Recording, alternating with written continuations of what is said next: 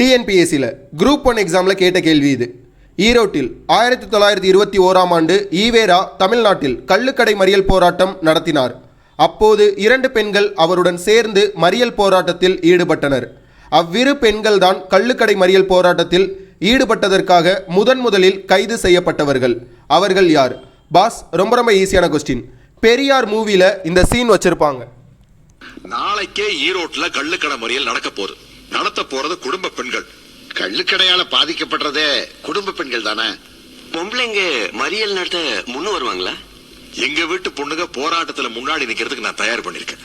நாகு, கண்ணம்மா, காந்திஜிக்கு நமஸ்காரம் பண்ணி. பாஸ், இந்த கொஸ்டினுக்கு சரியான பதில் ஆப்ஷன் ஏ, நாகம்மையார் மற்றும் கண்ணம்மாள். பாஸ், உங்களுக்கான கேள்வி. பெரியார் சுயமரியாதை இயக்கம் எந்த ஆண்டு தொடங்கினார்? கரெக்டான ஆன்சரை கமெண்ட்ல மென்ஷன் பண்ணுங்க. சேனலை சப்ஸ்கிரைப் பண்ணுங்க. தேங்க்யூ.